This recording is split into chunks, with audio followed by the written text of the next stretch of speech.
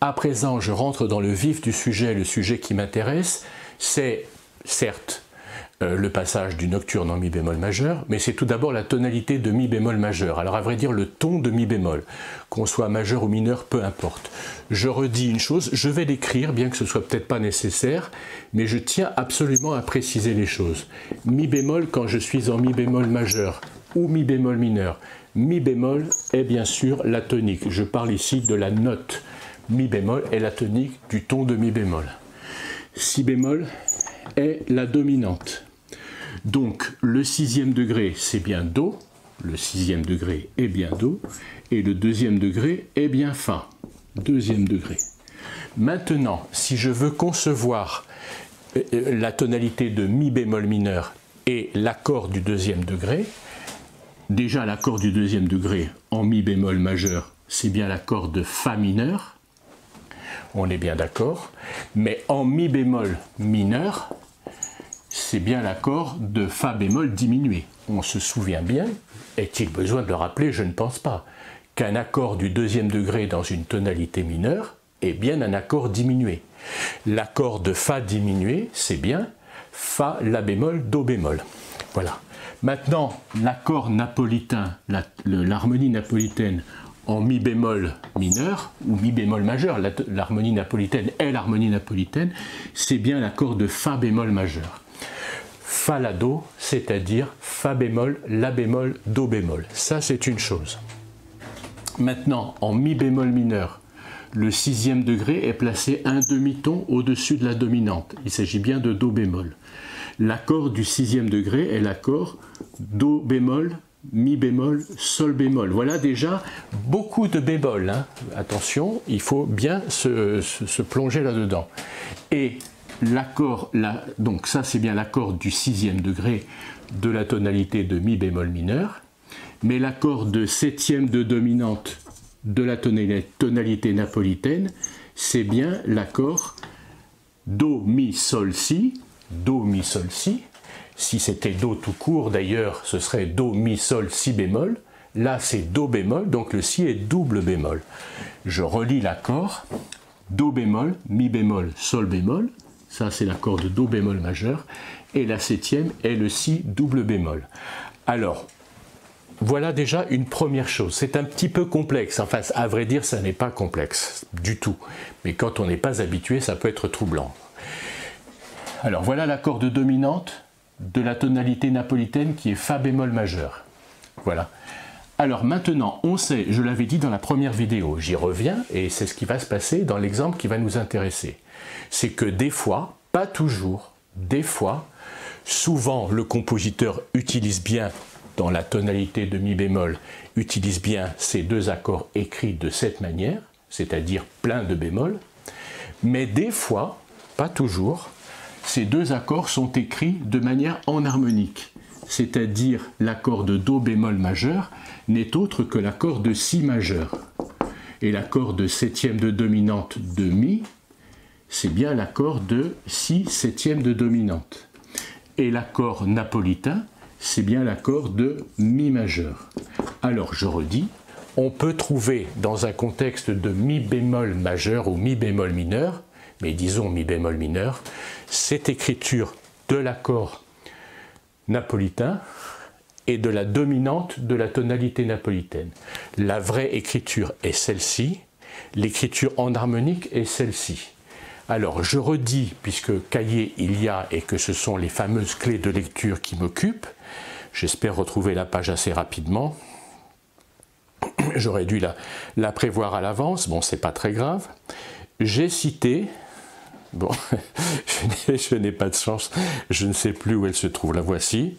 J'ai cité ici page 20 et 21, j'en ai déjà parlé, le troisième impromptu opus 51, la section en Mi bémol mineur, les mesures précisément de 52 à 56. Eh bien Chopin, dans cet impromptu, utilise ces deux accords. Voilà. Mais dans le nocturne qui m'intéresse, qui est en Mi bémol majeur, il y a emprunt mineur par l'harmonie napolitaine et sa dominante, mais il les écrit de manière enharmonique. Alors pourquoi j'y passe un petit moment? Aussi parce que je sais que les étudiants bien intentionnés qui tentent d'analyser ce passage voient tout d'un coup, dans un contexte de mi bémol majeur, la septième de dominante de mi majeur, et se demandent bien qu'est-ce que viennent faire ces accords. Eh bien, il s'agit tout simplement d'un emprunt à la tonalité napolitaine.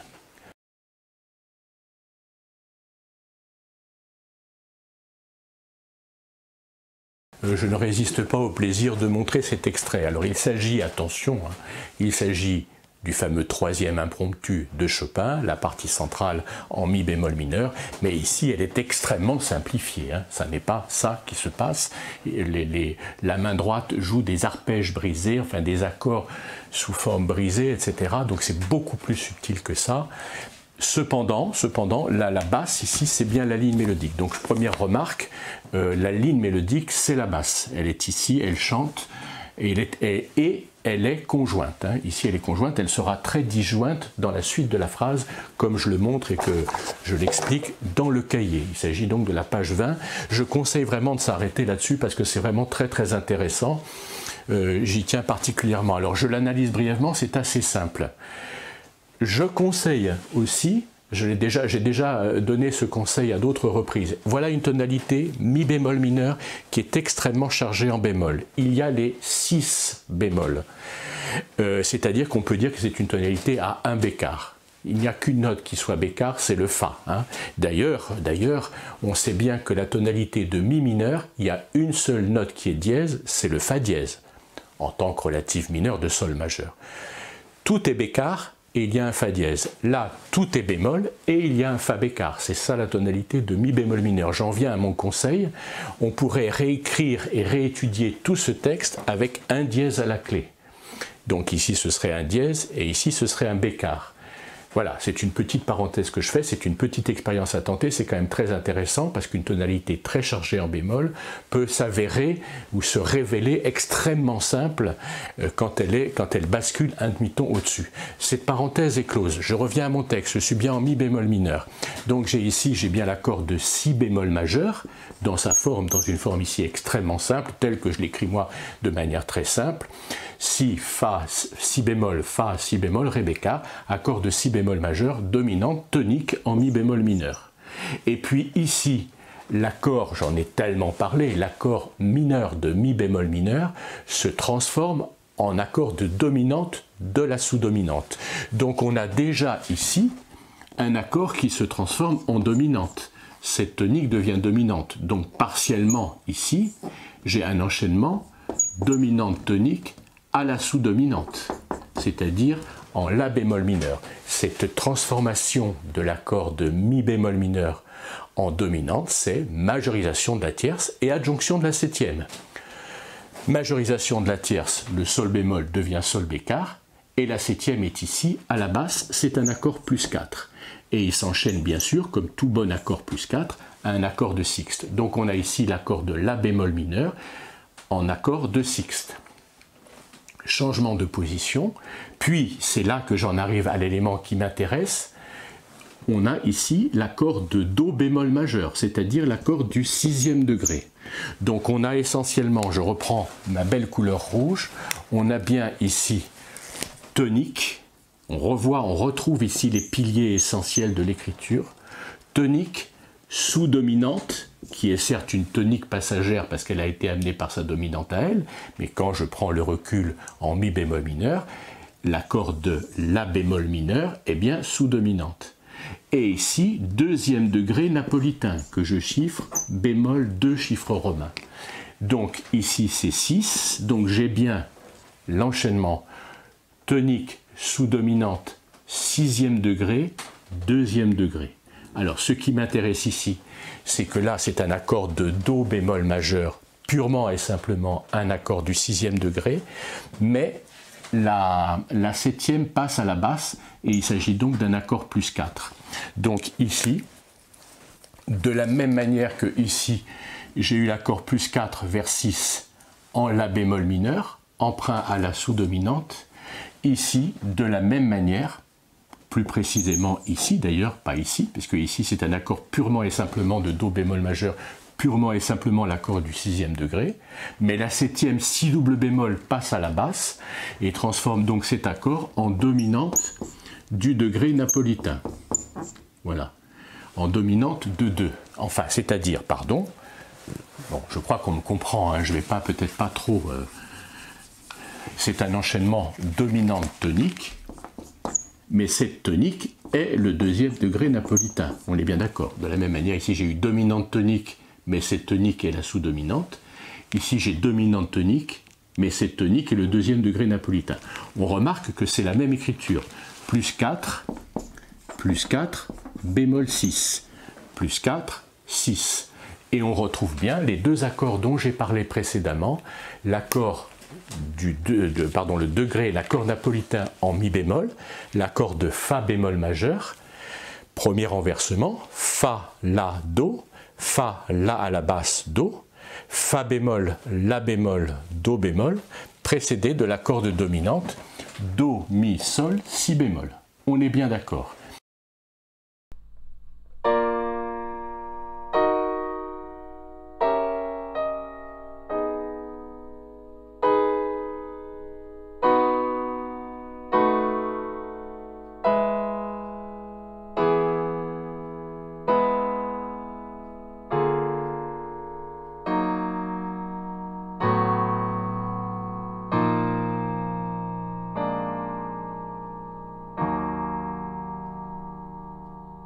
Maintenant, je vais montrer un exemple qui me semble particulièrement intéressant. J'insiste beaucoup sur cet exemple parce qu'on va retrouver ça dans l'histoire de la musique. On va trouver ça notamment chez Chopin, cet enchaînement après repos sur dominante, emprunt au degré napolitain, comme dans le prélude de Bach en fa majeur, après repos sur dominante, emprunt au degré napolitain.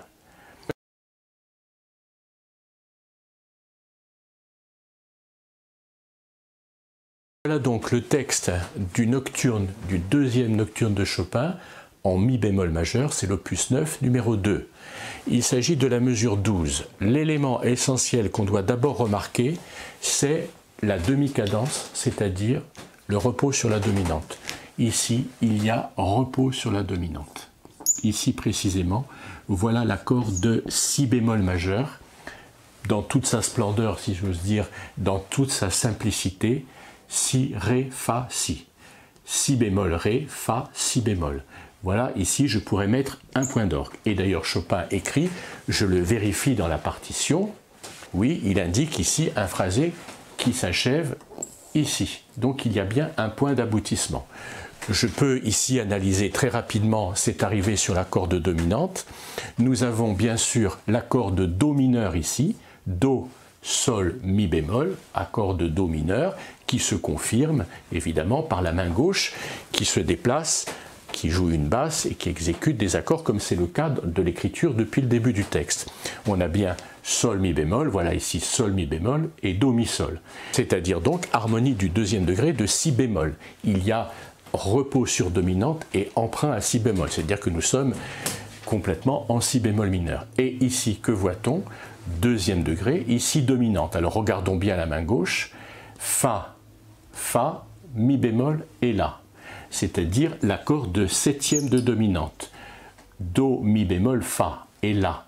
Cette note-là est une appoggiature. Je n'en parle pas, je ne développe pas, je dis simplement que c'est une appoggiature non résolue. Le ré, la note réelle n'est pas ré, mais do.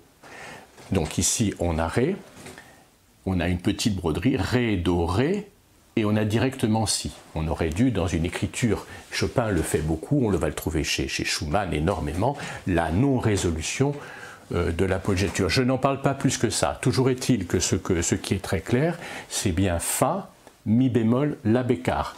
La bécard, c'est la sensible de si bémol. Nous sommes ici, c'est un emprunt à si bémol majeur. La bécard, disais-je, est la sensible. Mi bémol est la septième. Et on arrive bien sur l'accord de... alors j'écris, je vais enlever, c'est toujours la même subtilité, évidemment, je pense qu'on se comprend bien. Il s'agit d'un enchaînement de, attention, 2, 5, 1, en si bémol. En si bémol. mais cette tonique de si bémol est bien sûr la dominante de mi bémol. Il s'agit donc bien d'un repos sur dominante où on a emprunté à la tonalité de la dominante. Alors voilà une chose. Maintenant, ce qui est très intéressant à voir, j'insiste sur cet aspect. Alors, je redis, le degré napolitain en mi bémol, c'est fa bémol. Ici, il sera écrit, il est écrit, on va le voir tout de suite, il est écrit mi majeur, mi sol dièse si. Le voici ici, l'accord de sixte de l'accord de mi majeur. Sol dièse, mi bécard, si bécard. C'est bien l'accord de mi majeur. Voilà, or cet accord de mi majeur est précédé de sa dominante, l'accord de si septième de dominante. Si ré dièse fa dièse, la bécard, dans son état plus 4, ici. Donc on a bien ici un enchaînement dominante tonique au degré napolitain, bémol 2, mais ici bémol 2 est légèrement impropre puisqu'il s'agit de mi bécard. Bémol 2 signifie fa bémol, mais ici c'est pas fa bémol, c'est mi bécard, par en harmonie. On voit bien donc cet enchaînement, et je fais remarquer, je ne vais pas gribouiller encore, mais je fais remarquer que précisément, hein, je suis quand même tenté de gribouiller, précisément ici, parce que c'est ça que je veux qu'on retienne, précisément ici, c'est tout à fait remarquable, ces trois accords, ces trois croches ici sont exactement les mêmes, dans une disposition légèrement différente, mais même pas tellement, ce sont bien les trois mêmes qu'on avait chez Bach dans le prélude, ou dans la toccata plutôt en fa majeur, c'est-à-dire dominante, ici si bémol, dominante ABC d'admitton qui devient si double bémol chiffré plus 4, puis la bémol chiffré bémol 6. Là, c'est, alors je vais peut-être l'écrire encore une fois, hein. Si c'était intégralement en bémol, j'aurais si bémol chiffré 5, c'est-à-dire l'accord de si bémol, puis si double bémol chiffré plus 4, puis la bémol chiffré bémol 6. Qu'on revoit bien ces trois notes, parce qu'il faut vraiment s'y habituer. On les trouve beaucoup. J'ai cité la sonate Appassionata de Beethoven, j'ai cité la marche funèbre de l'opus 26 de Beethoven, où on est dans ces tonalités très chargées, où on a ces éléments-là. Donc, je redis, on revoit bien ici si bémol, si double bémol plus 4, la bémol, bémol 6, qui est écrit ici, si bémol, la bécard, sol dièse. Et c'est bien, évidemment, l'accord de si bémol, le plus 4, le 6. Voilà, ça c'est une chose. Donc j'ai bien encadré ça. Cet élément-là doit être particulièrement bien observé. Et ensuite, on voit ce que fait Chopin. Après ce petit détour vers la tonalité napolitaine, on a ensuite l'accord de dominante de Fa. Alors l'accord de dominante de Fa, alors je redis, je dis ça oralement, mi bémol tonique. Si bémol dominante, Fa dominante de la dominante et Do dominante de la dominante de la dominante. J'ai donc ici une chute de quinte.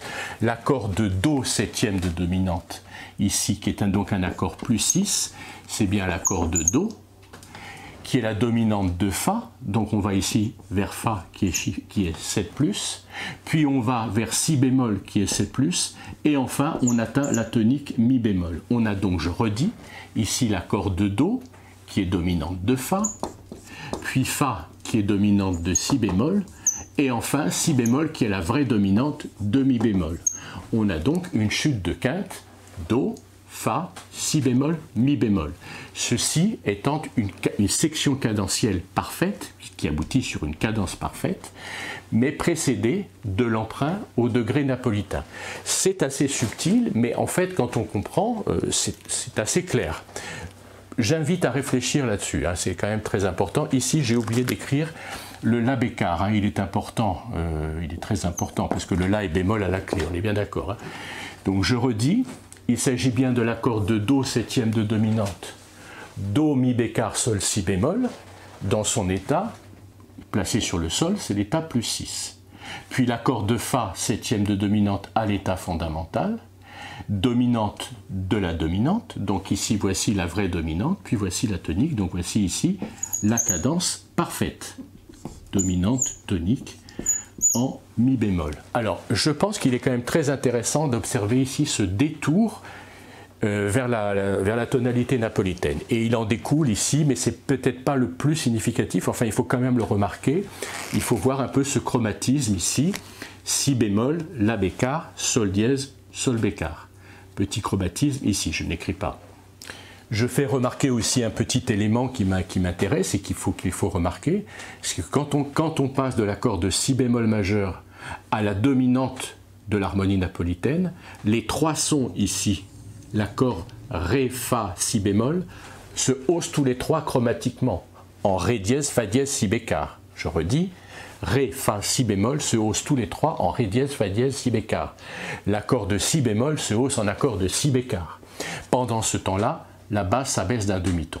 Mais attention, dans l'écriture, entre guillemets, la vraie écriture, c'est un petit peu différent, ça n'est pas un haussement chromatique, hein. On est bien d'accord, c'est un haussement diatonique, tout simplement.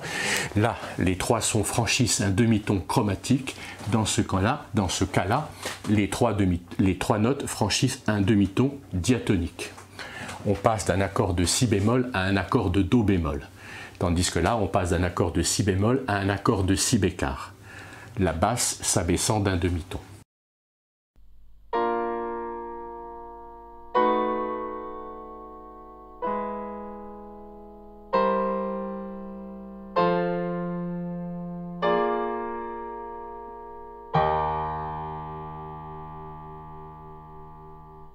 Alors je pense que je me répète, hein, mais je pense que cet enchaînement est vraiment particulièrement intéressant. J'invite à le méditer et je sais que souvent on est un peu démuni devant ce texte, donc j'apporte ma petite contribution, ma modeste contribution à la compréhension de ce passage, et c'est d'autant plus intéressant qu'on va trouver cet enchaînement ailleurs chez Chopin et ailleurs chez d'autres compositeurs. Et n'oublions pas qu'encore une fois, il était déjà là chez Jean-Sébastien Bach, qu'on trouve donc dans cette fameuse toccata en Fa majeur. Et j'ajoute qu'il y a une petite similitude aussi avec le texte de Bach, parce que chez Bach on est en Fa majeur, donc il y a emprunt au mineur par le degré napolitain et son emprunt.